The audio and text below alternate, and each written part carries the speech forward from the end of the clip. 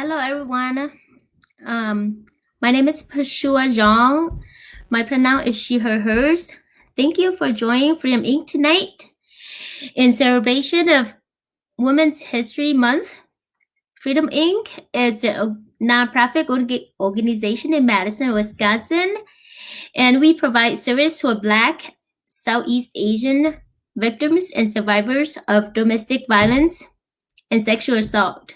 We also built power in our community through community engagement and mutual aid.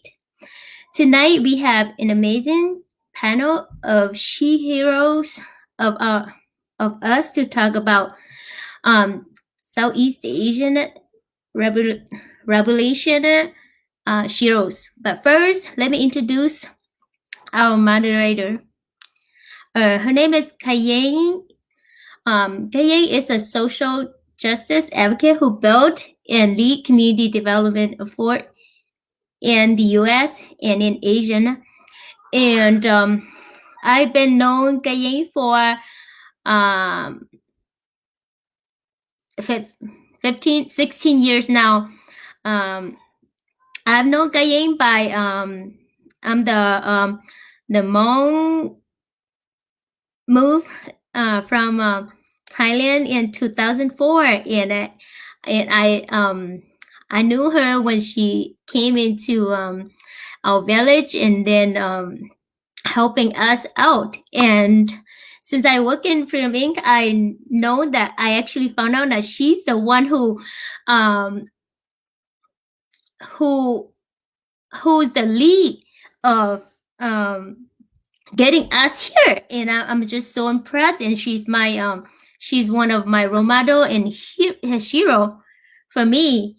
And she's not only working on this position for not 16 years that I know her, but it's more than 20 years that she's been working with nonprofit organization as a leader and helping refugees and immigrants, not only in the US, but nationally and globally.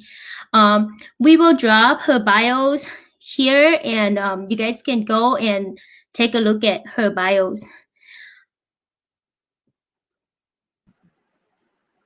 Thank you so much, Sho. I didn't realize it was you. I'm so happy to see you again, and I'm so pleased that our paths have crossed in the past. So thank you so much for introducing me, and it really warms my heart that you are doing well and that you are living in this country with us as well too. So again, as Shua said, I am the moderator for tonight's very important event. I am so honored to be a part of this event, and we're kicking off the March, which is Women's History Month in the United States. And when I was living in Asia, we called it International Women's Month. And so no matter where you are, we're celebrating women. And I'm so pleased to have been invited to be a part of this really important discussion today. We're gonna start in a few minutes, but I wanted to begin by just really introducing our panelists for the that's gonna come up in a few minutes. While I do that, I hope that you'll pay attention to the screen. As you know, March is Women's History Month, and we're dedicating, which is dedicated to highlighting and celebrating women and their contributions across the nation. And we're not only celebrating their victories and triumphs, but also their struggles. And so we do have a panel of really amazing people and leaders who I am so honored to call my friends. So I'm going to read their bio, and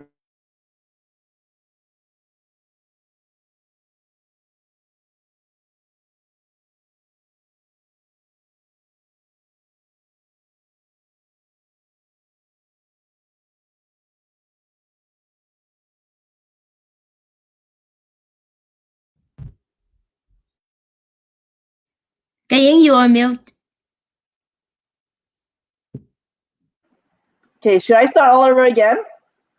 Yeah, you should. Okay. All right, so we're gonna start all over again, and I want to start the panel by introducing Bota Orebe. She is the executive and network director of the Coalition of Asian American Leaders. Bo is the co-founder of this organization. It's a network organization that brings Asian American leaders from across sectors, generations, and ethnicities together to connect, learn, and act together to improve the lives of community. She has extensive leadership experience, having spent most of her career building community-centered and asset-based solutions that push for meaningful systemic change. Before joining CAL, she was Senior Director at Asian Americans and Pacific Islanders in Philanthropy, leading their social justice philanthropy work. She has also served in executive roles within local and national nonprofits and is co-founder of the Building More Philanthropy with Purpose Giving Circle, Asian Pacific Institute on Gender-Based Violence, Red Green Rivers, Building Our Future, a global community campaign, and Hmong Women Achieving Together. Most recently, she received the Facing Race Award, was named Minnesota Business Magazine's Real Power 50, Twin Cities Business Magazine's 100 People to Know, and named a Bush Fellow in 2019. She is one of the few people in Minnesota with the honor of having the same day named after her in both the city of St. Paul and in the state of Minnesota. And I want to tell you that I want to read all their bios, every sentence, because these women have accomplished so much, and so I want you to know what they do, and I'm not going to gloss over their resume. So that was Bo. The next panelist is Chaya Chom. Chaya Chom is a co-founder and executive director of the Mekong NYC. She was born in Cambodia during the fall of the Khmer Rouge regime. Chaya and her family sought refuge in refugee camps in Thailand and the Philippines before making their way to the United States. After a refugee resettlement program abandoned her extended family along with thousands of other Cambodians and Vietnamese in urban poverty in the Bronx, she began to organize her community against institutionalized oppression. When Chaya was 16, she became a tutor in a pilot program run by CAV, one of the first organizations in America to mobilize Asian immigrant communities against the institutionalized violence of urban poverty, worker exploitation, police brutality, and INS detention and deportation.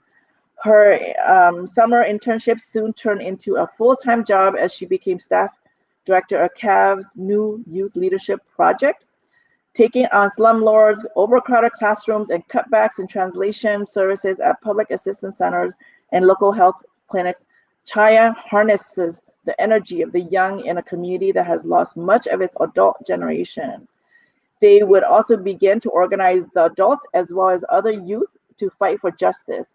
In 2012, Chaya co-founded Mekong NYC, a community-based organization in the Bronx, empowering the Cambodian and Vietnamese community through arts, culture, community organizing, and advocacy.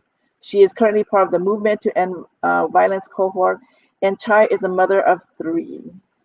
The next is the one and only Kajol Van.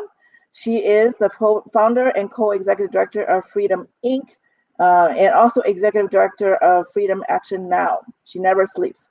Kajol is a Hmong refugee who was born in Laos and raised in Madison, Wisconsin.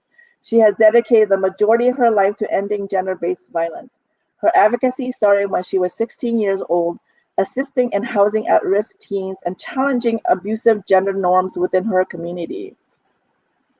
She is a strong believer that those who are most deeply impacted must be at the forefront of the movement and must have opportunities and resources to advocate for themselves and their own stories.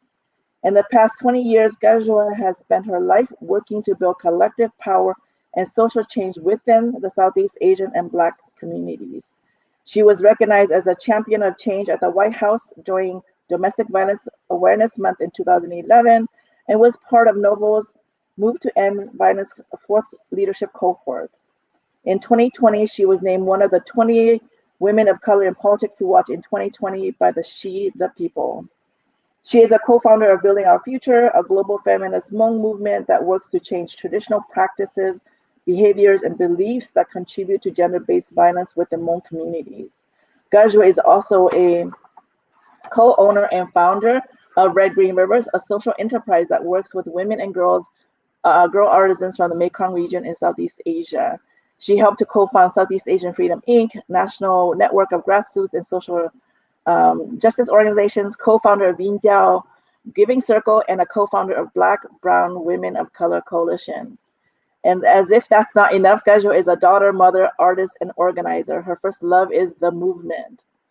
And last but not least, Zhong Moore is the director of youth organizing at Freedom Inc. Zhong is a queer femme Hmong woman born and raised in Wisconsin, proud puppy parent of Mochi. In 2016, Zhong co-organized the U.S. Hmong LGBTQ delegation to attend the first Global Hmong Women's Summit in Chiang Mai, Thailand, where over 100 Hmong women and allies convened to discuss what it would look like to build a future free of gender-based violence. Zhong has worked on gender-based violence, queer, and youth justice issues since the age of 16. Zhong introduces Black and Southeast Asian youth to social justice movements through direct services, leadership development, and community organizing with innovative art, music, and dance programming. Her passion for youth justice has led her to organize on the issue of policing in schools and the criminalization of young people of color. Through her work, she hopes to not only transform herself, but her community in raising the visibility of queer, trans, Black, and Southeast Asian leadership and liberation.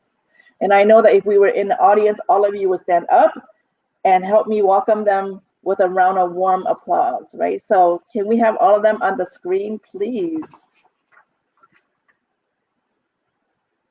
I wanted to help you all go through that journey. How do you like that? All the photographs of you from childhood to adulthood. And I do this purposely because we always see you as just amazing leaders, but we don't know your journey. And all of us started off as young children with hopes and dreams and aspirations. Some of us are beauty queens, some of us are volleyball players, some of us are dancers, world travelers, and some of us are dance teachers, right? And so I wanted to just, lay that ground. I wanted to first read your bio because I'm always inspired and moved by your commitment to your community, the transformative work that you're doing, leading organizations that are changing people's lives. And you're not only leaders, but you're my friend. And so with that said, I want to kick this off by handing it over to Gajo to tell us about the Sheroes Project. This is not only for March, which is Women's International Month or Women's Month, but it's also the Sheroes Project that is led by Gajo and Freedom Inc. And so Gajo, can you tell us a little bit about this project, what you intended to do, why you're doing it, and then we're gonna go into the juicy conversation that we're gonna have with the rest of the leaders, okay? And look at them, they're so glamorous on the screen. So welcome everyone. And if you have something that you want to say or shout out to all of them, please put in a comment if you're watching from Facebook Live or whatever venue you're doing. So Gajo, take it away. Tell us a little bit about the Sheroes Project. Definitely. Good evening, everyone. And everybody looks so beautiful. So the Sheroes Project, the Southeast Asian Liberation Sheroes Project came about maybe 5 years ago. If you all know me, I dream of something and then it takes me years to really put it into practice. And then, so it starts out as a vision. What happened was, growing up, I knew about heroes.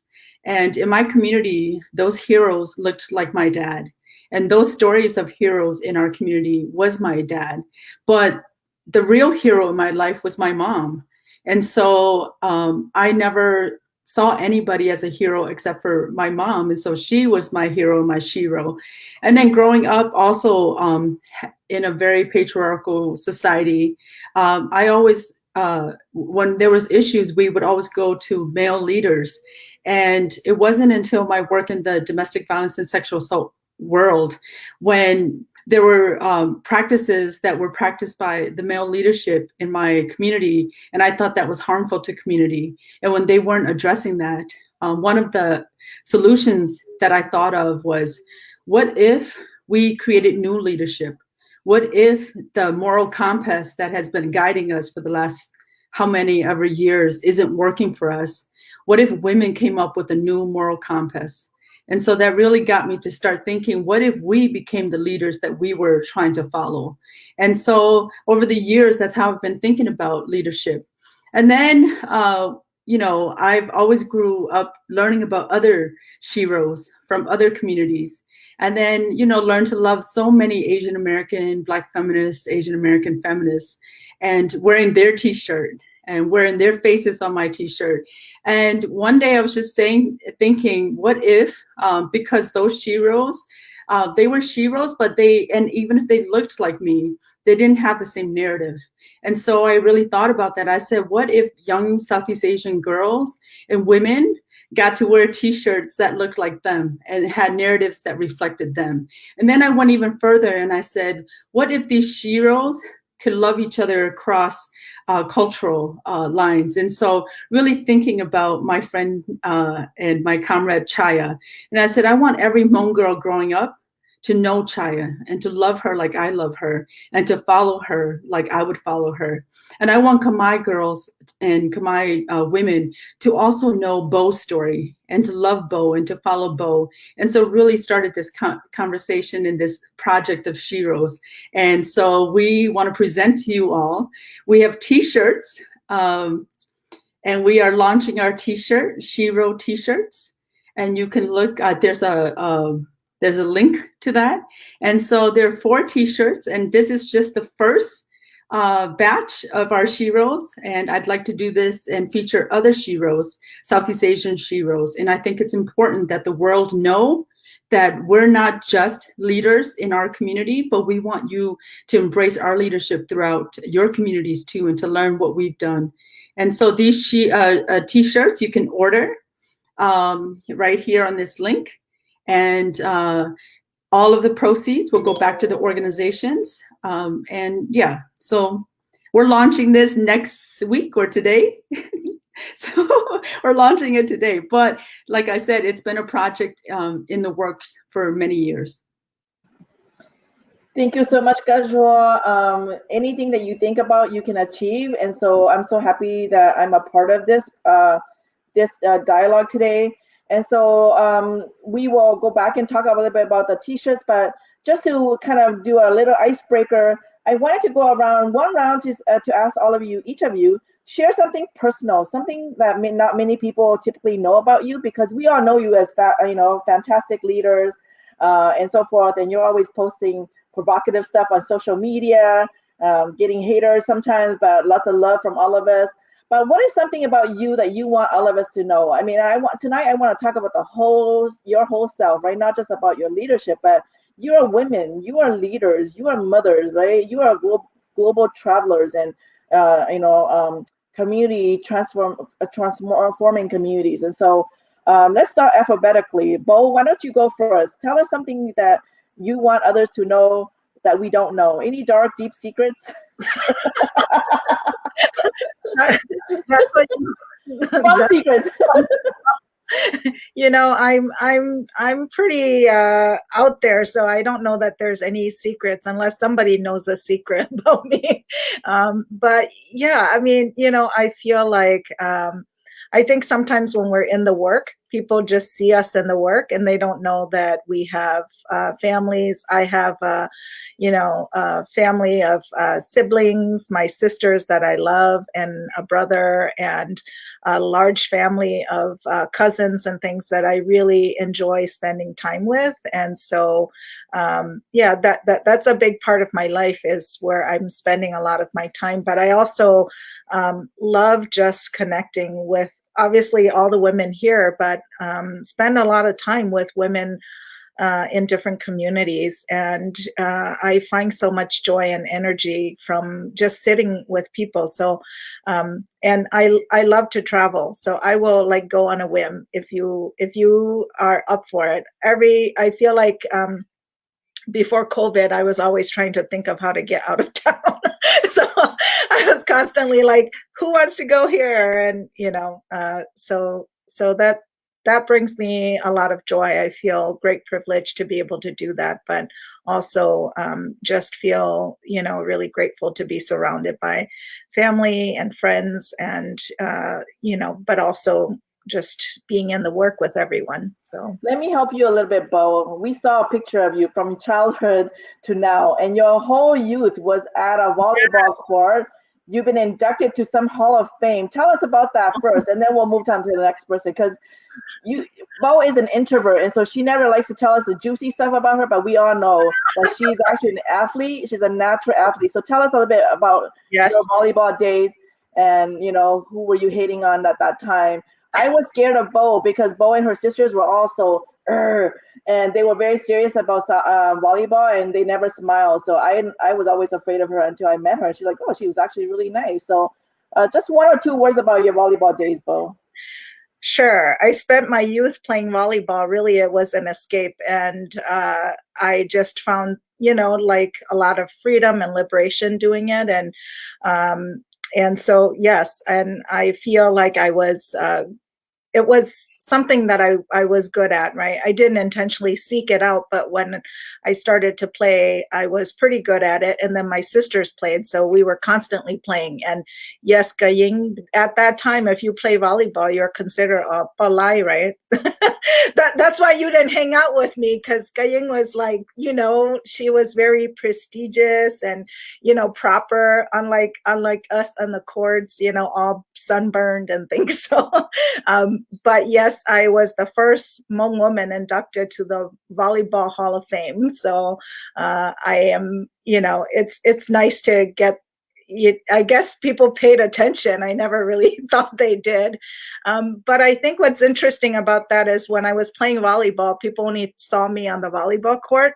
But, you remember when I was playing volleyball, I was already working at Wall, and even when I was at H&D, I already came back to play volleyball during July 4th and things, and people didn't even make the connection sometimes that I was the same person, right?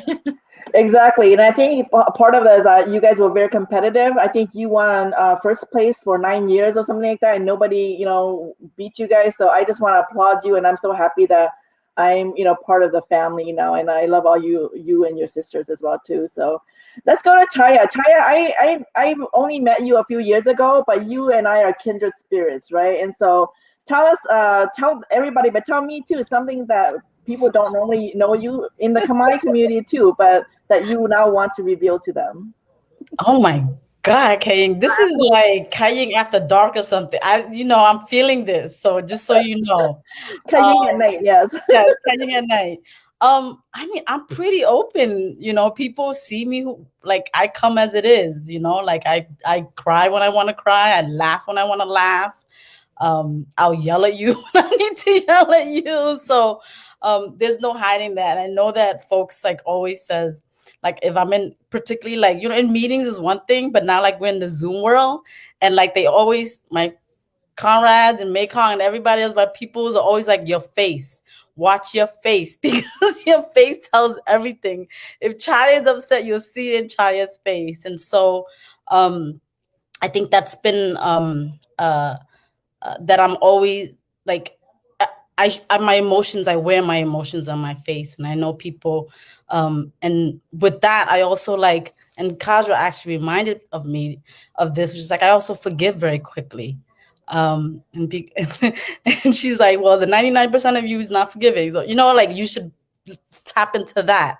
And so people don't know that, I'm the oldest granddaughter as well. I came here, my grandfather who had 11 kids, 10 survived the Khmer Rouge regime. So I have tens of thousands of cousins. So everywhere I go, I have family, whether it's first cousin, second cousin. And so as we travel the world, as you, Kaying and Zhong and Bo, when we do that together, because Kajra and I have, Kajra know everywhere I go, I know somebody. Like this, the freakiest thing. Like we were driving in the street of Hawaii, and like all of a sudden we're like, oh, stop the car. I know that person. And so to have so many family, but also just people that really love you. Yes, and I can't wait to travel the world with you all. But another thing is that I think about people know I'm a good cook, but people don't know that I actually are very meticulous around cooking, because so for example, if one year I was infatuated with Korean food, and I would learn, like that's all I cooked, and I've mastered it now. So anytime I see a food that that I enjoy and I get into it, and like I could really cook. Like, this is not like bigging myself up, or maybe just a little bit, but like if I learn a cuisine, like I really do it right. So right now, folks be hating on me. There's certain people, but I really love Ghanaian food. So like I've been cooking jollof rice, and like I cook it and people don't even know that it's a Cambodian woman cooking it.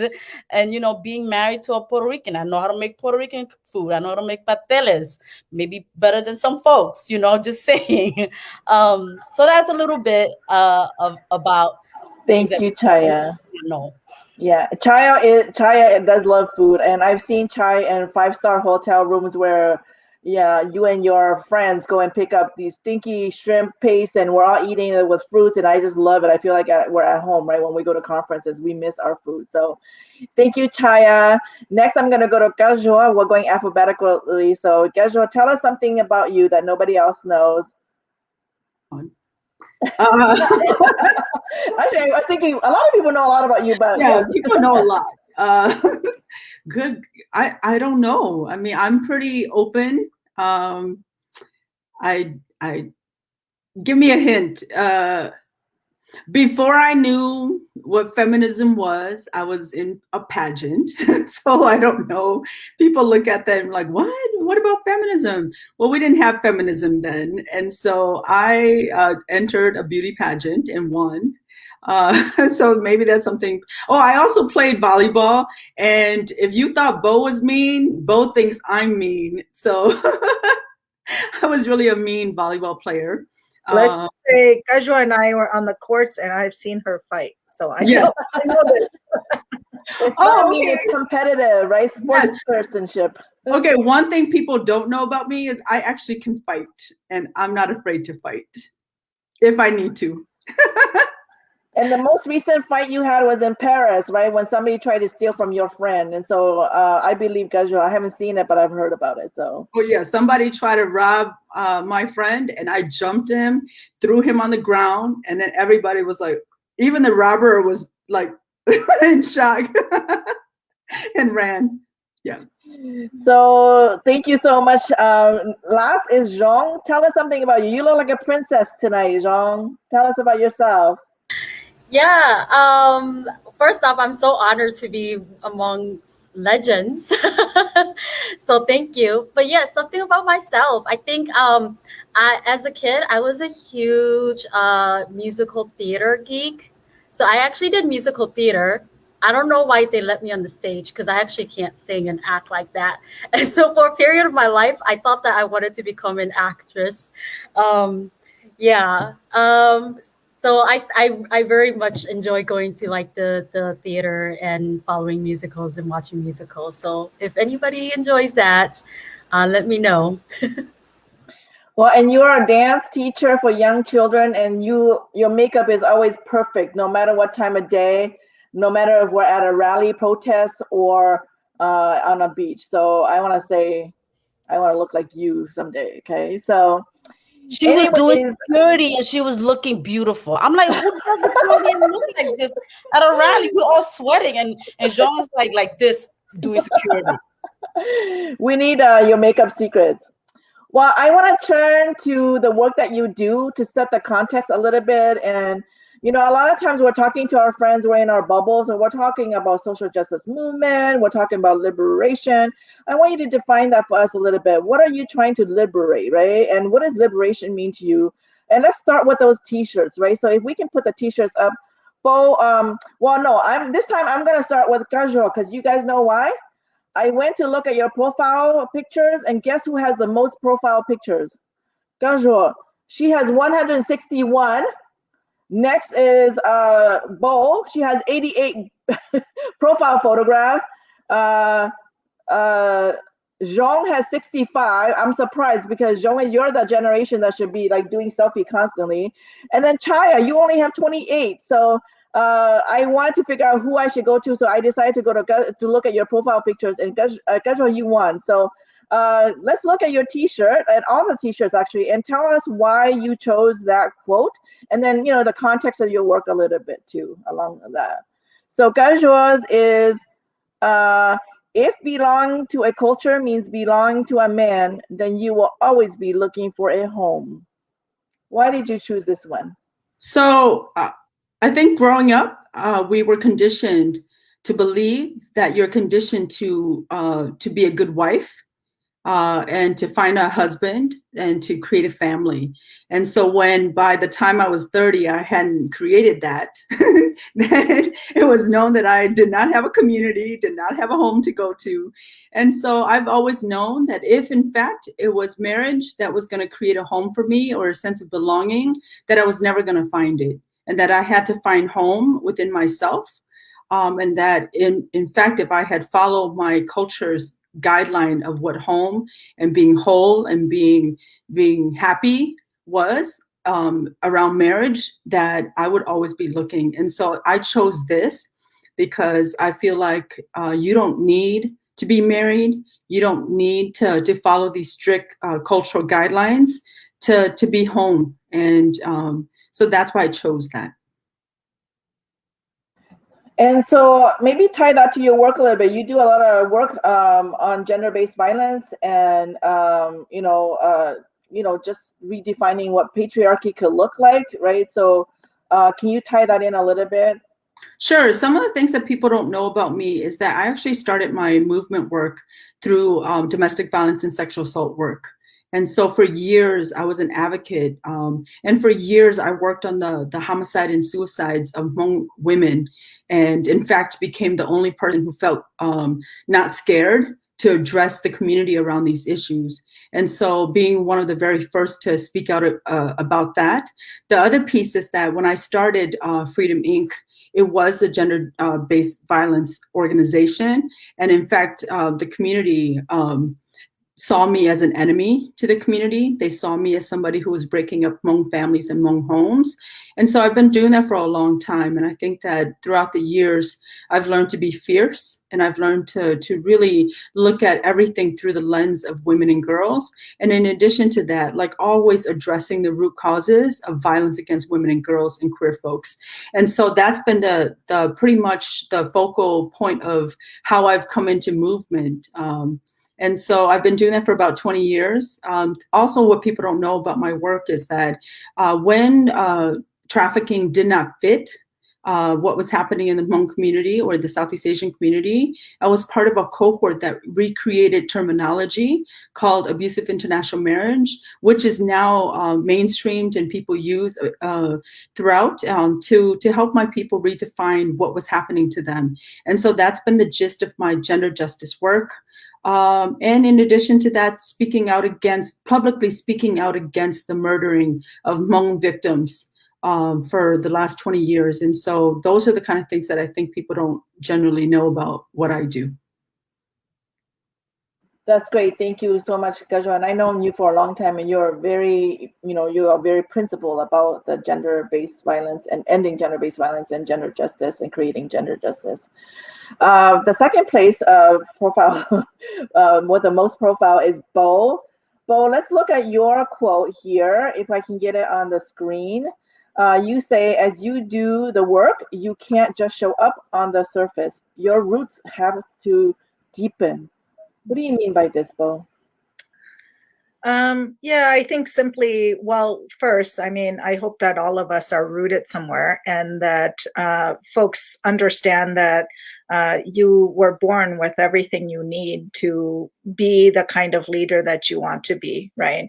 But sometimes I think through systemic oppression or just life experiences, lack of access and things like that, we start to believe that we are not equipped, right? And then we take on that so deeply that we need to learn. And when we learn and we do the work, sometimes we don't realize that we were already resilient and powerful, and that embody in us our generations of wisdom, right? So for me, I think part of the movement work is really just that it's not just superficial, not just about you showing up, but you have to actually deeply root yourself so that you can spend and be able to sustain and stay in movement work, because the things that we are fighting against, they don't get better overnight, right?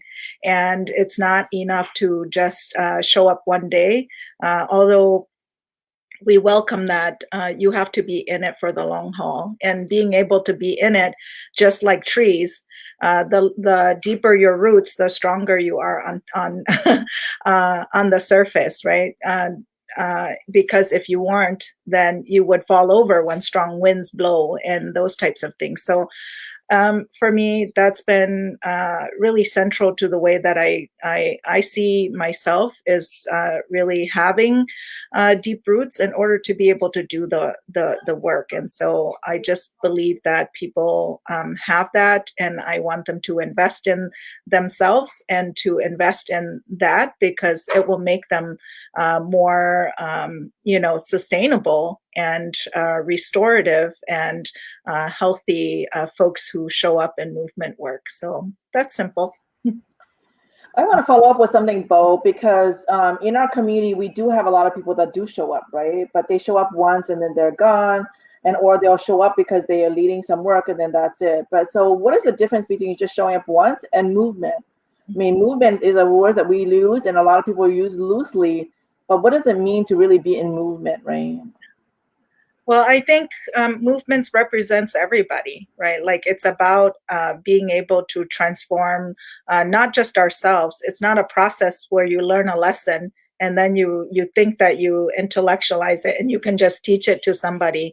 You have to be able to create the same condition for everybody else, right? And the same value. And I think when we are born into systems that are oppressive and afford privilege and power to certain segments, whether it's men or white people or, rich people, it means that those conditions don't go away overnight. And it means that, you can act in a moment where you are personally impacted, but how do you stay in it so that you care enough to keep doing it regardless of whether it personally impacts you, right? And I think that's what movement means, is that we don't always have to only do it when it impacts us. We have to be there because we know that it's not good enough for everyone else, right? That some people are still left behind, that some people are still suffering. And so as long as the human condition is not improved for everyone, we cannot be satisfied. And that means that it really is a lifelong journey and commitment, and you have to have conviction and do that. And so I'm not saying this is your only work. Many movement leaders don't just do, they're not like just like us where you're doing it, right? You can be in any sector, but you can be a movement leader. And I think sometimes people think that movement leaders are people who are willing to not be in jobs where they have expertise. And an engineer can be a movement leader so long as they have conviction and they understand that they can come and be, a part of something that is greater than them to cause change for everyone else. So, I've learned that, and you and I have known each other for so long, and look how many people are still with us, right?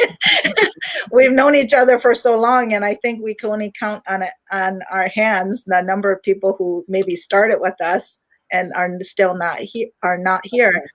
Not because leaders don't need rest, they can rest, but I do think that you also recognize that for some people, it really is just a moment, right? Yeah. Thank you for those, words of wisdom, because movements takes decades, as I learned from you all, and that, you can't just show up once and think that you've done your part and that the world has changed and you can lead, right? So the next person is Zhong. Can we take a look at Zhong's t-shirt and what she said? And Zhong, you said, we knew justice for us as queer people was going to be in our communities. What does that mean? Yeah, I think far too often, right? I think around working with myself, right? And also with other queer and trans folks of color, I think the one narrative we always hear is that we don't quite fit in our community because of homophobia and transphobia. we also don't fit in with mainstream white queer communities because of racism, right?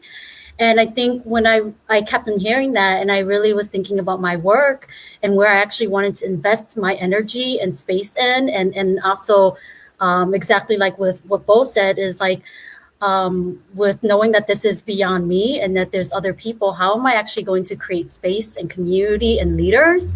And that it actually needed to be with my own folks. And that actually, like, if we're really talking about justice and change and transformation, then there actually has to be a commitment to building up power in our own communities, because ain't nobody else outside of your community is going to give you that power. So for me, it was really about that, around like, not only am I queer, I'm also Hmong, I'm Southeast Asian. So I actually need to be organizing in this community, fighting and really centering, right, that those pieces of me, right, because I'm not just queer. So for me, it was really around that, and seeing also this pattern where I think a lot of queer and trans Hmong folks leave our small towns to go to bigger cities, where, you know, the population of queer folks are a lot higher, which is great because we're trying to find community, but yet we're still not finding community because, again, there's those pieces of us around race and ethnicity, right, that is not being met, right? So how am I actually thinking about, right, doing movement work and organizing and building people in a way that's actually going to feel holistic, and in a way that's actually going to make sure that people can show up as their full self, right? Fully, right? In their gender, in their sexuality, in their race and ethnicity. That's fantastic, Zhong. And, you know, I later I'm going to follow up with all of you, but I want to give Chaya a chance to talk and then see if the audience has any questions that they want to also raise here. And if not, then we're just going to continue the conversation. But Chaya, let's look at your t-shirt as well, too. And I want to see what you said. And so you say, building and loving our Khmer community is an act of resistance. And I want to say that from Kajol, I learned that you are the mother of Khmer liberation movement. And so tell me about what that looks like. What does it mean? I know you're being very humble and said, no, I'm not, but we know you are. And so tell us a little bit about what that means, right? It is an honor to hear those words come out of your mouth, Kaying. So yes, own that shit, right? So like I tell myself all the time, and I think part of being a Shero is really owning our power, you know. And so I really appreciate the words and you, Kaying, Shero yourself, you know. And I think one thing that I've learned as being with you all is that, you know, we always teach each other to love the people we love, right? And so I really appreciate that. So like, I love Jean, Kaying, Bo before I even met them, because Kajol was like, these are my people, you know? And so, you know, sometimes I'd be feeling like I'm Hmong in that sense, you know, because there is a real sisterhood. So thank you for that. I think what comes to mind, I think when I talk about this is because of my people's experience. And I think a lot of us who, you know, in Southeast Asia, you know, witnessed the killing of our siblings and witnessed the torture and rape of our women and men. And it was just the people that looked like you, right? So like, people often tell me, what does resiliency look like in your community? Why are your people so resilient? And, you know, I've come to a place 20 years in this work and was like, actually, resiliency, you know, by definition, white folks' definition, is like the ability to bounce back, right? So like, and I think for me, working in the community for so many years with our elders, with our men particularly, you know, especially the deportation work, you know, like that part of us undoing the trauma that our people experienced, that was created at the hand of imperialism, but also each other, you know, the Khmer Rouge regime, that building and loving is an act of resistance. So I'm not going to walk away from my community when, you know, this man like invited this white woman to a circle before me. I'm going to go and build with people. And I think also that that we don't see that love and building is an act of resistance, that you don't need to be in the streets all the time. You know, I'm getting old. I don't know if y'all want to be in the street, but I will be in the streets. But that the work that we do, the temple, in our homes, with each other, is an act of resistance every day. So we are building movement in ways that I don't think we ever recognize. As like, you know, people always say, why are you always into politics, Chaya? And I'm like, and that's the biggest eye roll that I give to people in my community, because I'm like, politics is why you don't have your diabetes medicine. You know, why were you like working in factories long hours? And so how do you not get involved in politics? It is about my life, your life, and the people I love life, right? And so so that's sort of why, like, this quote really for me is dear, because it is a calling and a reminder that the real work is actually the love, right, that we build together, in the community that we build together. So even tonight, like, you know, I feel probably as Hmong as you do, or you feel as Cambodian as I do, you know, because you understand that part of the love that we want to build and the love we have for our community unites all of us. Yeah, so that's sort of why the quote came to be. Thank you. I feel like I'm going to buy these t-shirts and wear each one of them every other day. And it looks like people are already ordering these t-shirts. So this is great. I'm so happy. Here they are on the screen for all of you. Please purchase your t-shirt. I sound like an infomercial right now, but I am promoting the movement, right? The Southeast Asian Liberation Movement. So buy a t-shirt and make sure that you're quoting our own leaders here, so you don't have to quote other people anymore. But I want to go back to this your description of the movement, because after we talk about the movement, I want to talk about you, right? And so we don't have any questions yet, but Chai, I want you to start this time. What was that awakening moment that made you come into this work? And in your bio, you said at 16 you were already doing this work, but intellectually, what happened to you? Why did you decide to love your community? Why did you decide to stay in New York City, which is, I think, a very beautiful city, but also a very rough city, and so rough and tough city. And so I sometimes see that in you, and that's what I love about you. But what was that awakening moment for you? Rough and tough it is, sweet and loving, all in one place. I can give all of that, Kaying, especially to you. And so, yeah, you know, I think about, I don't think it started when I was 16. I think it started earlier than that. And I'll share this because as you all were putting the pictures of me that I didn't know you all had in the refugee camps, and you know, and so I want to say that, you know, living in the refugee, I lived in 2 refugee camps before coming to the United States, into the Bronx. We were resettled in the Bronx. And if you all know, in the Bronx at that time, you know, it was the war on drugs. There was, I mean, it was literally like going from one like war zone to another, you know, in some sense, right? I don't want to use that term very lightly, but it was constantly being displaced, right? All the time. And so, and into our marginalized, disinvested community where we didn't have running water, we didn't have heat, you know, and things like that. And so, you know, so I remember, like, before coming to America, I remember this is the first time I felt injustice, and it was the first time I felt like where it was physically in my body.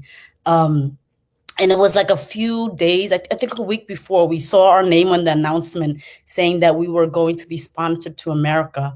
And my mom got really excited. One, she permed my hair, you know, thank God you don't have those pictures. And then they bought me like this amazing tracksuit, which I like wish I had still.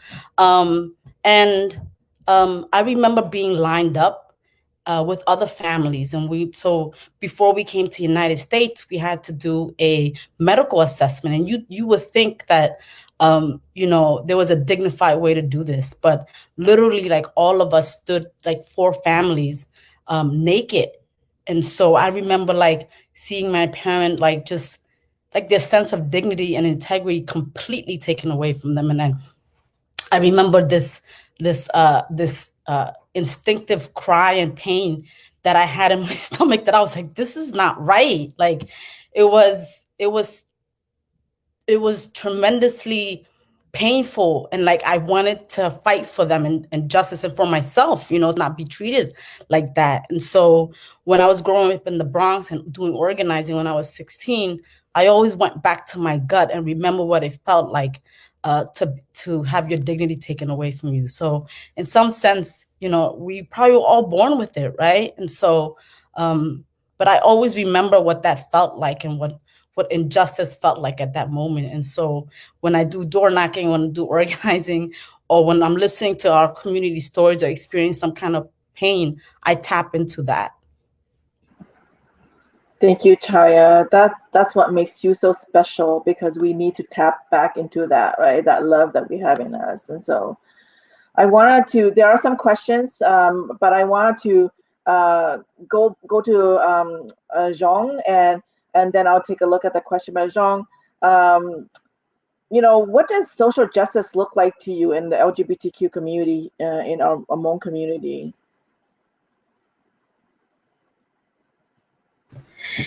Yeah, I think social justice, right? Or just in general, like what is it exactly that we're trying to fight for, right? The queer folks. I think not just the queer folks, I think in general with anybody, right? Because I say this to other folks, like the queer folks want the same thing y'all want to, right? We want to be able to live and to be able to move freely in our own like space, in our own relationships, in our homes, in our community, without there being violence, right? So for me, it's a lot of that, of like just like how can we make sure that there's a space safe enough, right? For us to be able to move freely, to love freely, to be in our own space without fear, without consequences. And then also, I think with social justice, the one thing that I think has always been, took me over a decade, right? And a lot of support from Gajua and M, who are like some of my greatest mentors, is the fact that the one thing that people don't talk a lot to you about with social justice is that social justice is not possible without the work of like deep healing and transformation from your own self. So for me, it's always been a lot around like, dang, like if I really want this for queer folks, if I really want us to be able to live freely, to love, and to not hurt anymore, I need to figure out what it is that's hurting me, and figure out what those things are. And yes, organize around it, dismantle it, whatever it is. And also whatever trauma there is, I need to make sure I'm taking care of that, so that when I'm doing this organizing work, it's not impacting me to the point where I cannot lead and I cannot talk about these issues and I cannot be present for people, especially, I think especially for queer and trans young people who are like really coming out right now and really seeking a space and seeking mentorship, is that I owe to them, I owe to myself, right? To be better and to be healthier. And that part of this social justice is really around like, how am I healing and transforming, and also creating that space of healing and transforming for our folks, so that we can really like be united and focus on dismantling these bigger issues around patriarchy and heteronormativity, heteropatriarchy, right, and racism. So those are things that for me, I guess to answer your question, social justice is really around those 2 points, healing and transformation, and also making sure that we can really live freely in our own bodies and space. Thank you so much, Zhong. I'm always learning so much from you and all of your colleagues in the LGBTQ movement. We do have a question from the audience. Did you have a time when love was not enough to move people along, and when you had to leave people behind? And anyone can take this question. And also, I want you to be able to speak to each other as well too, so you don't have to just answer my question. But if you heard something Let's turn all on mic out. All of them. Yes, and if you heard something that Chaya said that really resonated with you, please go ahead, and then I'll just throw in a few questions here and there. But the question right now on the table from Nancy is, did you have a time when love was not enough to move people along, and did you have to leave them behind? And when did you leave them behind? Yeah, maybe I'll just start. I think that it's important for people to not conflate love for community to relationships where you like and where you have to like be buddies and BFFs and things, right? I think love for community is, I think, especially because so many of us came out of the gender-based violence movement, that you have to love your community to do that work, because you see your brothers, you see your fathers, you see your uncles, and you're trying to transform that. You love them deeply, even though they are perpetrators of patriarchy and things like that. So it's not about like a relationship like that, which I think sometimes people confuse. Yeah, I think in movement work, you have struggles with each other all the time. But you have to have those movement struggles in order to make progress, right? And you should expect that. It's not like all of a sudden, because Gaju and I call each other movement builders, that we're gonna agree on the same strategies, right? Because we might pick very different strategies or tactics, but that should not mean that I should say, oh my goodness, I don't like her anymore, or we don't get along, or we always argue, or things like that. So I think sometimes conflating love for your community because to relationships where you get along and you like each other and all of those things is like those are two different things. So I think when we talk about love for community in movements, is because we don't want to throw anyone away, right? We know that you are not the worst act that you've ever committed. And that because you are born into our community, we love you. We believe in the potential of you, and we believe that you can transform yourself, but also that you can help us to build better. And so sometimes I think about it, and people think, like Gaju said, they call us traitors in the community because we work gender-based violence, but really the advocates and organizers who work on gender-based violence love their communities the most, because who would take on those roles? Yeah. Call all kinds of names, be threatened, and be, if they didn't love their community, right? Yeah. Anyone else want to address this question about when you had to leave people behind because love was not enough?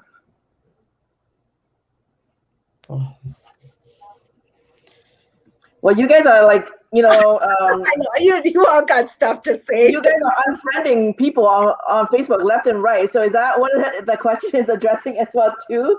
I know I'm, jokingly, but a lot of, this last year, there's been a lot of discussions, and we've been talking about that. And like Bo says, we're not conflating that, but it also is very painful, right? When someone that you respect and you love very much also reveals that their values are very different from you, right? You know what I mean? So I just wanted to throw that in. We have another really, go ahead, I'll answer that, and Sina's beautiful question of, yes, I see that. What does life, love, and liberation feel like for you when you get there? I think it's going to take a lifetime. I don't know if we're ever going to get there. I think when I felt most lost and most alone, I always look towards what does justice look like. And I've been on this road for a long time. I've been alone for a long time. I have lost many families. I've lost many friends. I started this journey by myself. I did not know if there were people who would be here with me or were even interested. And so in 1999, when I started, it was just me and a couple of people who actually believed. And along the way, they've left. They've gone on their own journey. I hope to meet again at the end, but that I have found a new family of people who are also looking for the same things. And so love is never going to be enough. And that's why I've chosen that the movement will be my first love, because people sometimes give up on you and don't have the same journey, but that the movement for justice and the movement for peace and the movement for liberation will always be true to you. And so that's been, I go back to what Zhong said. When I really felt free was when I was able to look at all of the unhealthy habits that I had, that was colonized in my mind as to how and who and how I should move and who I should be. That was the most restrictive. And when I started building this movement for myself, I said, these are the things that were taught to me, but these are the things that have held me down and have been very abusive and have been very controlling. And so it wasn't until I started working on myself and really letting those things go. And, so I feel like that's when I felt the most free. I have not found liberation yet. As you all know, we're still fighting for that. But along the ways, I've met, the loves of my life, which is all of you. And I feel like that has sustained my love for movement. So that for me. Thank you, Gajua. Chaya or anyone else want to answer this question from Sina? Yeah, sure. I mean, I think this is, it is an easy and a hard question, because I know when I feel the most joy, right, is when I think what liberation can really look like, when I am free to choose, and when I am free to love, and when I'm free to be me. And that takes so many levels of, transformation, self, community, systems. And so, to Kaja's point, the work that we need to do is on all levels, every day, all day. Like, I walk in my house, I'm fighting patriarchy every day. Mm-hmm. You know what I mean? Like, that's real. And like,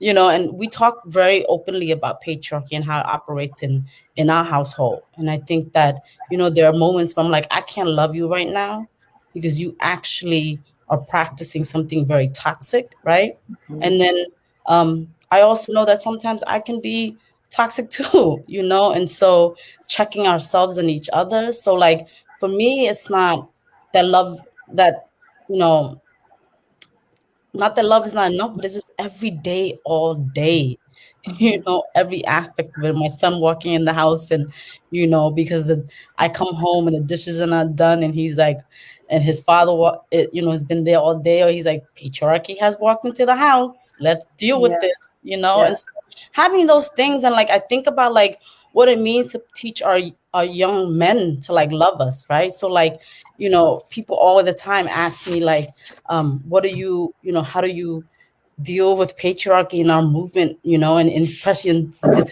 deportation work? Kaja, you remember this?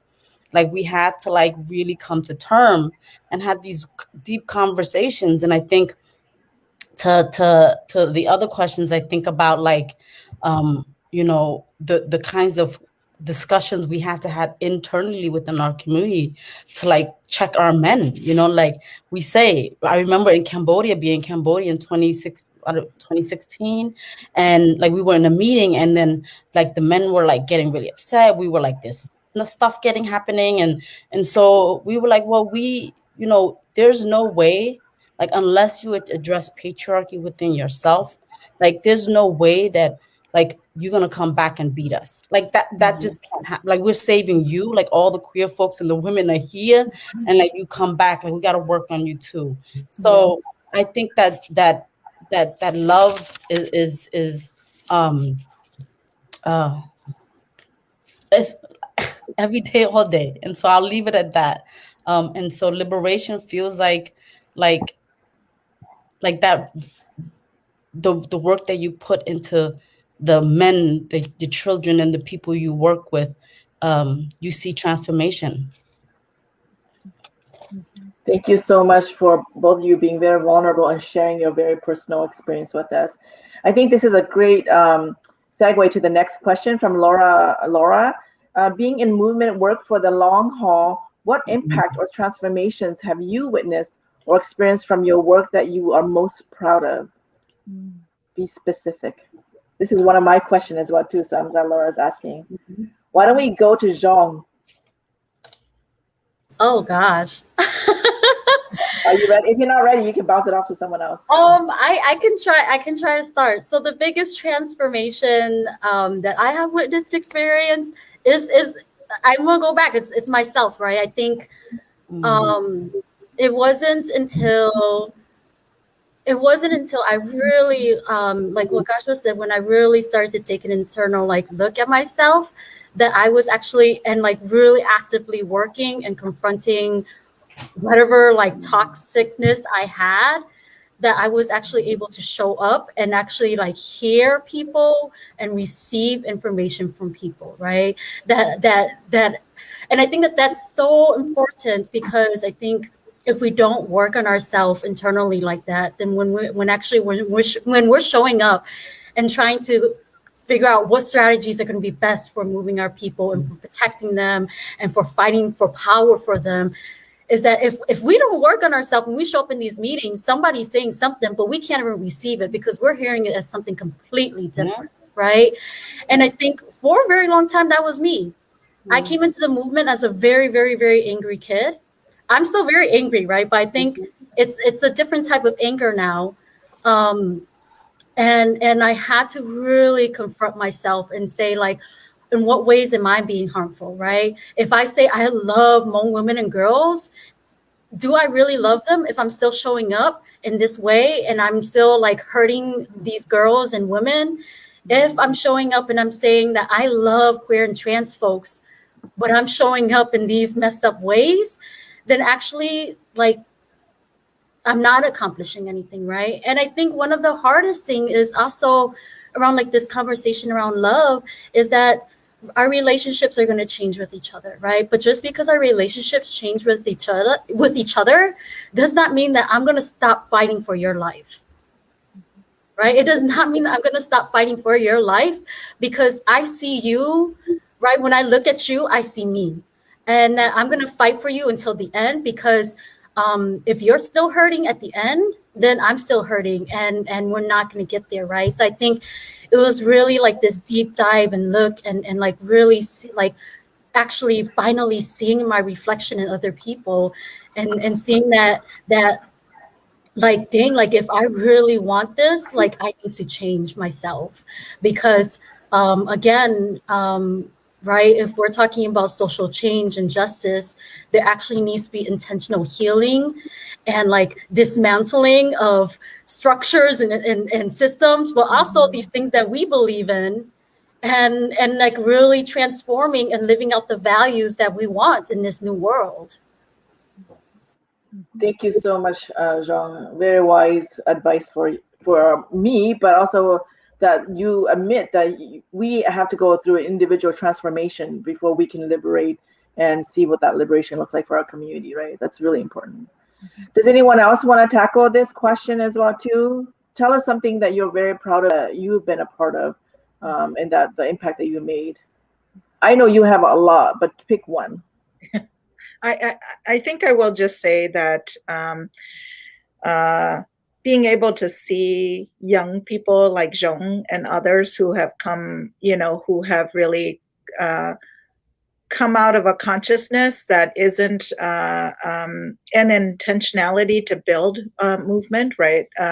It seems to have come because so many of the people before, but I feel a great sense of pride when I see all the young people, Laura, who asked the question, including you, being able to just step up and to understand that you don't have to wait for anybody, right? And that you are interrogating all these systems of oppression that you are born into. You didn't have a choice to create that. You were just born into it. And so I feel proud that we have built more than just for ourselves. And when I see this panel, I know that it represents the people who care more and about really sustaining both ourselves, but also the movement, right? Because we know the things we're trying to do, it's a world we've never lived in. True liberation and freedom and love. Well, that's not the world we live in, because we live in these really messed up power systems. And I think I'm just proud of how we have intentionally built that. The fact that we have Building Our Future, which now is really a global effort where we've been able to connect Hmong women, queer, trans folks, and some men to fight with us, right? To say, you don't have to accept what is. We can reimagine what should be and do better. So I feel really proud when I see all the young folks who are part of the journey with us in the movement. I want to give Gajo and Chaya a chance to answer this question too, because I think it's really important, because sometimes we need to do some self-reflection. All this commitment, all these years of doing the work, what are the impact, right? What is the impact? So either one of you can go first. I can go, and then Kajra, you can go. Yeah, I mean, I'm listening and of course always learning. And so, and taking it all in, and, we're in our beautiful outfit. This was supposed to be my New Year outfit for last year, but I didn't get to wear it. So I am among queens tonight. So I decided to bring it out.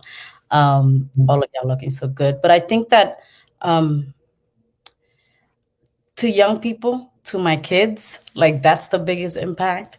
And so there is no to our youth organizer, to like even building Mekong, like we were young people before we were like executive directors and organizers and youth organizers, and so directors of campaign. I think about the Kamaran, the Kamarin, who, when we were doing youth organizing, and all of a sudden we're like building our own programs and building our own as much as possible, creating the world we can the most free world we can be in Mekong, right? And so every day they showed me that. I remember I had just given birth to Alicia, and I was in my deepest depression. I was like, I can't do it no more, you guys. Like, I'm done with the movement. And so heartbreaks happen so often in the movement, y'all. Love too, but heartbreaks too, right? And those are lessons.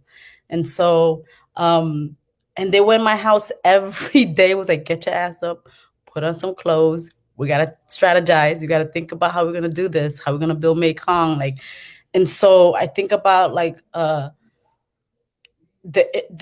impact is the lineage, or the I can visually see generations, that is going to be part of this change that we need to create. So maybe not in my lifetime, but maybe in Alicia's lifetime, maybe in Jalen's lifetime, maybe in Kaylee's lifetime, my kids, right? And so I want them to imagine that too, so that when they're raising their kids or their dogs or whatever it is they have, that they are thinking about how they create that pipeline, that dream, and that the vision of what is possible, right? And that, and for my husband and people and my uncles that I love so much, but also can hurt me so much too, right? So like, I need y'all to go do work with your men, and so do that. And also that I think Peng says this all the time, that, like we ask men in our community to like wake up and betray patriarchy every day, because sometimes they don't realize, and we don't even realize that because of them, we have to betray ourselves every day, right? As women, as girls, as queer folks. So, and so the impact of transformation, I feel like it's gonna take generation, but I see it in my kids. I see it in Kamrin, and Jean, and all of us. And so, so not in my lifetime, maybe, but maybe in theirs. Thank you so much, Chaya. Gajo, you have the last word, and then we're going to do a round of closing remarks because we have 15 minutes left. So, okay, so I'll do quick. being in movement work, long haul, what impact or transformation have you witnessed or experienced from your work? Okay. Not the most proud of, but last year I made a huge mistake. And I'm sharing this because I know people at Freedom Inc. love me and they would never share it. But I was being held accountable for a decision that I made that impacted the whole organization. And I made that decision based on how I was feeling. I made that decision based on, I thought that I loved my community and therefore I was saving my community and I was helping my community. But what I've learned about movement building is that saving your community, especially the toxic pieces of your community, is harmful to many other folks at Freedom Inc. And it took everybody to basically say, you fucked up and you did something harmful. And, you know, it took me a long time to think about that. And it was a really hard time for me to be held accountable publicly and personally, and people telling me. And so when I came through that, I was able to say, you know what, nobody is above being held accountable. And so that was my biggest lesson. That was my biggest transformation. The other piece about transformation is that a lot of people are really afraid to tell me because I've learned everything from my own and I've struggled so much and people feel like maybe they can't tell me. But it's the young people who are like, no, I didn't like the way you spoke to me that way, or don't talk to me like that. And really like showed me that, hey, you know, like no matter how great of a leader you are, you're not above accountability. And so these are the transformative lessons that I've learned. And today I'm a better leader because and the other transformation that I learned is when you are, when you have some power, your mistakes can destroy communities. And so one of the things that I've learned about transformation is make powerful decisions, but tread lightly and think a lot. And at the end, like love your people, and that the decisions at the end, hopefully you've not hurt people and harmed people to the point of no return. And so I always move with that. Thank you, Gajo. I think this is a good segue into the last question. Is really what advice do you give to other people? But I want to reframe it, like as Sheroes, you know, representing many Sheroes out there, what are the 3 superpowers that you must have to become Sheroes, right? To join this club, to have a t-shirt made up for yourself. And for those of you who want Gajo to design a t-shirt for you, put your name in the chat and give us a quote so that we can create more t-shirts, because the four here are not only the Sheroes in our community, we have a lot of Sheroes. And so one of the questions is, what are some advice you all have for queer youth who are getting into this work, but not just for queer youth, with everybody, right? And so like I said, I want to reframe that. What are the 3 superpowers that Sheroes should have? You know, so you can address that in any way you want. So why don't we begin with Zhong, and then we'll go around one more time, and this will be the end of our circle. Okay, so I wish we could never end, but our time is ending, and so we have to end. So Zhong, you go first, very briefly. Yeah. Okay, I'll go really fast. So the 3, I'm like, it's just me. Okay, so the 3 superpowers, right? And I don't think it's just superpowers. I think everybody should have these things. Is you have to heal, right? And you have to heal with accountability. Because as we're doing this work, we're accountable to ourselves and we're accountable to our loved ones and our community and the movement. So you have to be healing with accountability. The third one, I would say, have fun and show up and be fabulous. I know it sounds silly, but I think with movement work, right? People are, I think we sometimes may lose sight. And I think movement work is not possible without our visionaries and our artists and our fabulous folks who show up looking however they want to and dressing in the most flamboyant ways, right? And then again, it is around like breaking these norms.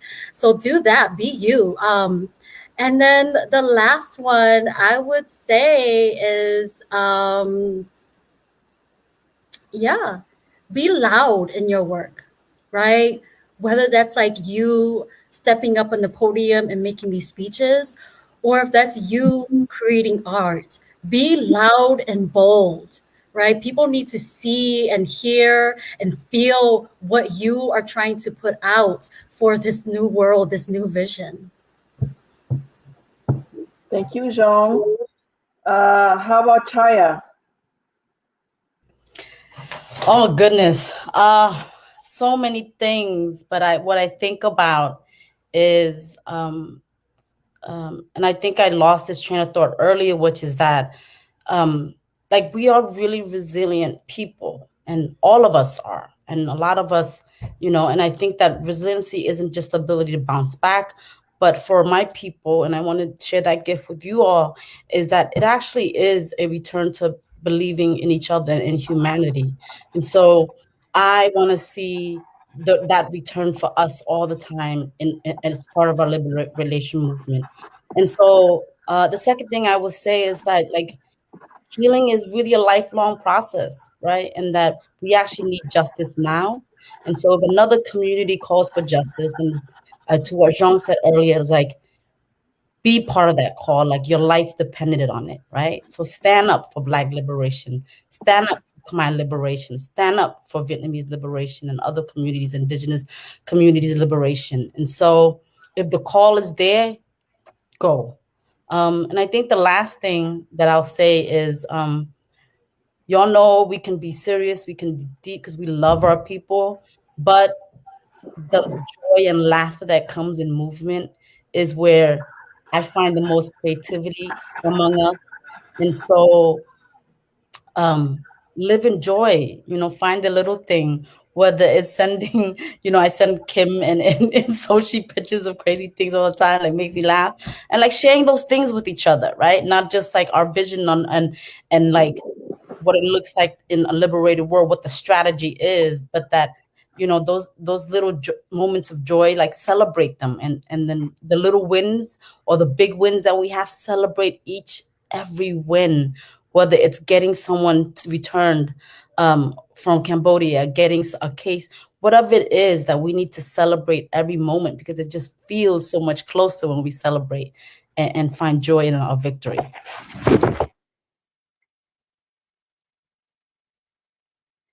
Kajing, you muted. So I think Kajra's. Thank you, Chaya. It sounds like we need a second, T-shirt already, Kajra, because there are so many like nuggets of like wisdom in both Zhong and Chaya's comments. So, Bo, how about you? And I'll let Kajra close us out since this is her event. Yeah. Yeah. I would say don't dwell on your mistakes, right? I think that we are human.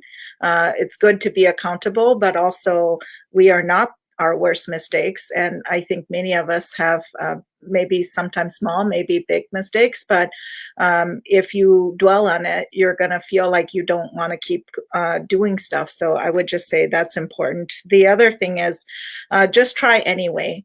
I often feel that people have good ideas, or they want to do something, but they feel like, maybe they're not the right person, or they don't have the right terminology, or those kinds of things. But, the world that we want to live in, that is just, that is equitable, that is liberated and free and without judgment, that doesn't yet exist. And that means that nobody has the right answer. And so it's really up to all of us to act every day with intention. And we need more actors, right? More doers. I think maybe the last thing is really just that we have to build with others and bring other people with us. There are people who came before us and whose shoulders we stand on, but also there will be people after us. And so if we are not building it with other people and we think that it's just us, then how could we truly be transformative? So I will just add those things. Kajra, you can answer this question and then maybe close us out, because I know that this is only one of many events that's coming up this whole month. And so I want to say that the reason I asked this question is also, that old saying that, we have to believe in the power of intention. And when you are very clear about starting your goal, stating your goal, the world does rise up and, conspire to meet all of us. And so part of it, of sharing this show and this Shero, is that we have Sheroes among us all over the place. If we're not intentional about celebrating them and showing gratitude, then we will continue to be experiencing the injustice that we are experiencing now. And so those are my concluding word, but I want you to have the last word to say, what is your advice, and what should we be looking forward to in the next month or so? Okay. So I want to say, I think to have like some of my super Shero powers, or my superpowers are, I really do believe that we have the power to create a new world that we want to live in. Culture is not static, it's ever changing. When those who are leading have failed you, I want you to be fierce enough to create new moral compasses for everybody to follow. I think superpowers are, I want to be smart. You should be smart and wise like Bo. Be forgiving and fierce like Chaya. And be bold and fight for your own healing like Zhong. And be principled and honest and powerful like Gayeng. And I've learned so much from all of you. I think that the thing I want to say to you all is, what I really meant to do with the Shero Project, is we don't need to look for somebody to come save us. And in fact, we may wait a whole lifetime for that. And so we get to create our own Sheroes, and we get to be those ordinary, everyday Sheroes. And so this project is about that. And I think for every Southeast Asian little girl, young woman who's out there, you get to be a hero and a Shero and a leader for not just your people, but for all of our people. And so this is kind of that. My superpowers are, yes, creating a world I want to live in. And I do, like when I dream about something, I put in the work. Just to make it happen. And so Gayeng's very right about that. And the reason why I've chosen, and we're going to choose more Southeast Asian Sheroes to follow, is because I really do believe all of you are movement, and at the heart of everything, that I do love movement, and movement has always been my first love. And so I hope that this is not the last. If you're not Hmong or Khmer, or if you're not Southeast Asian, you're listening to this, may there be new t-shirts for you to wear, and new stories for you to follow, and new Southeast Asian feminists that are fierce, that are leading, that are innovative, and that are powerful and unafraid. And so I want you to learn about each one of us, because I feel like we've put in the work. And you should see us as Sheroes, as we see ourselves, and we're learning to see ourselves, and as our communities have come to learn to love us. So that's where I want to leave you all. Thank you very much to all the panelists, all the tech people behind the scenes. And there is one more event coming up, right? And so I don't know who's going to announce that, but Zhong, maybe you can tell us the date. And so with that, I just want to thank you for allowing me to be a part of this circle. It's such a great honor, and I'm really humbled by all of it. I've learned so much over the years, but even tonight, I am always constantly learning. So thank you so much. Do you want to put a plug in for the next event, Zhong? Yes, can I? Yeah, thank you so much, you all, for sharing. Thank you, Gayeng. Everyone, if you have not yet, please like Freedom Inc.'s Facebook page. Throughout this month, we're going to be continuing to highlight amazing Southeast Asian folks who have made huge contributions to the Southeast Asian liberation movement. Next year, we are highlighting our gender justice warriors, and we'll be having another live panel on that Friday, March 12th, same time, 7 p.m. Central Time, and it will be moderated by Gajua. And we're going to have a whole another 4 amazing folks that you all should tune in to really learn about the work that they're doing to fight for gender justice. Well, good night, everyone. Bye, y'all. Until soon. Thank you. Bye.